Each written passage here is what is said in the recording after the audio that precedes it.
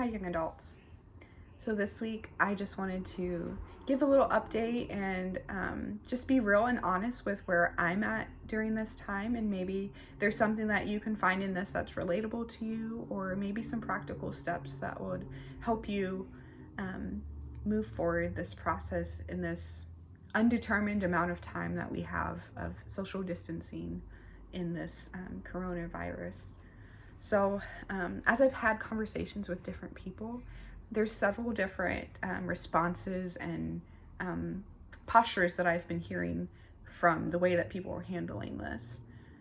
One would be maybe your life is the same right now. Maybe you already work in an isolated or secluded area, and because of that, your life's not very affected. You still are going to work and you're still doing normal things. So yeah, you know that there's this global pandemic going around, but it hasn't really personally affected you. And besides, of course, we probably all have some older or compromised immune systems of people that we may be worried about. On another spectrum, it could be that this has really knocked you down, that you've felt kind of tired and overwhelmed and confused and frustrated. Maybe there was something you were really looking forward to coming up and that didn't get to happen, or it's not going to happen, or just different life events that have to look very different now. And then lastly, maybe you've been going stir crazy and you're just trying to find something to do, and because of that, you filled yourself with so much activity. And my main reason for this message is not to put any blame or say that one way is wrong, one way is right, but just to give you some things to maybe reflect and think about. And I think from my experience, it's not necessarily the actions or behaviors that we do. It's the heart posture, the why behind what we do. If you are reaching out to your neighbors and getting to know them and using this time strategically, that is a beautiful ministry, and this is the best time to do that. A lot of us have been thinking about wanting to do that, but we've just filled our schedules so easily with our personal lives and meetings and all these things that we had been doing. And now, because we're forced to be at home, besides essential travel, we have more time to maybe get to know our neighbors in a safe social distancing manner. And I think that's beautiful.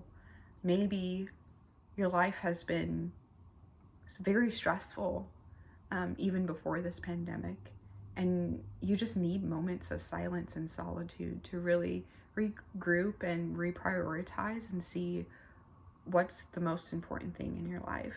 And that's good too. And maybe it's just normal for you.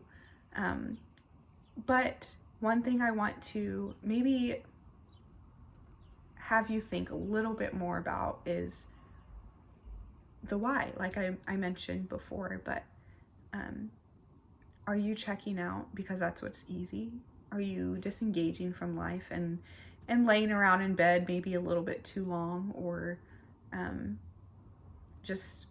that's like a repetitive thing. It's not just a once in a while thing. As this goes on, if it's becoming more frequent, I want you to maybe think about that, to think about what you could engage that would be good for your mental state, that would be good for your physical body, just being more present with your body. I know something that's been helpful for me is this podcast by John Mark Comer in Oregon. It's called the Bridgetown Daily. They do a 10 to 15 minute devotional every morning that just brings back awareness to your body and lets you process the emotions that may be coming up during this time. So find something like that to help you to step back into life where you're not fully checked out, because that just doesn't put us in good mental states. And I know if I'm being honest, I've had moments like that myself. On the other side, if you're busying yourself and you feel that you're just trying to buy time, trying to fill your time, just take a look at why you're doing that. If you really are doing it because you've been wanting to really reach out to your neighbors lately, or you've really wanted to have phone conversations with people that you haven't talked to in a while, all of that is good. I say go for it, run forward, and be the hope like the church that we're doing, like as the church what we're doing right now. But if you're doing it because just trying to fill your time and it's making you pull away from the intimate time that you really can rest with God right now, I would say make sure you're incorporating some rest and you're not just filling your day with a bunch of Zoom meetings and talking to all these new people and building these new relationships that you may not be able to maintain once all of this is over. Just really be careful and cautious, because you do want to honor your body and not stress and drain your body during this time.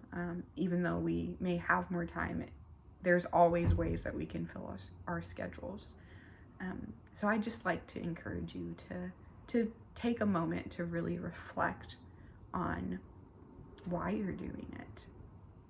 And I know that this will end soon, or I don't want to say soon because we want it to end soon, but it may not end soon. We don't know.